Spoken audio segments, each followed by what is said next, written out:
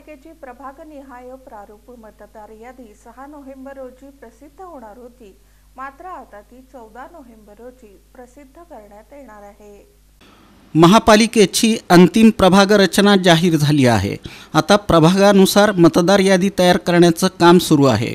राज्य निवडणूक आयोगानं 1 जुलै 2025 रोजी अंतिम केलेली विधानसभा मतदारसंघ निहाय यादी जिल्हा प्रशासनानं महापालिकेला दिली आहे। या यादीनुसार पालिकेचं काम सुरू आहे। निवडणूक विभागाचं काम पाहणाऱ्या कर्मचाऱ्यांनी बुधवारी आपल्या याद्या सादर केल्या होत्या, मात्र आता या कार्यक्रमात बदल झाला आहे। दरम्यान राज्यातील महाविकास आघाडीचे नेते मतदार यादीतील दुबार नावं आणि पत्त्यांमधील चुकांवरून निवडणूक आयोग तसंच राज्य सरकारवर टीका करत आहेत।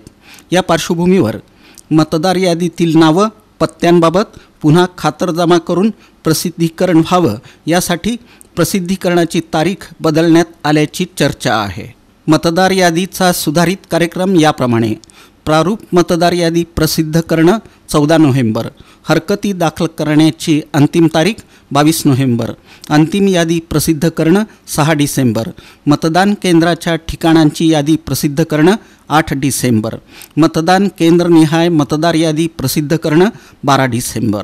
प्रभाग क्रमांक 1, 2, 3, 4, 5, 6, 13, 15, 16, 17, 21, 23, 22, 24, 26 या 15 प्रभागांमध्ये अनुसूचित जातीची सर्वाधिक लोकसंख्या आहे।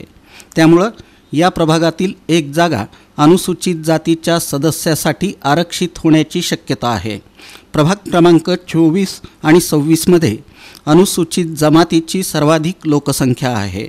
त्यामुळं या 2 प्रभागांमधील एक जागा आरक्षित होणार आहे।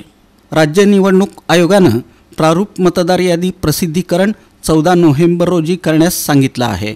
आरक्षणाबाबत नवे निर्देश आलेले नाहीत, त्यामुळं 11 नोव्हेंबर रोजी महिला आरक्षणाची सोडत निघणार आहे, अशी माहिती पालिका आयुक्त डॉक्टर सचिन ओंबासे यांनी दिली।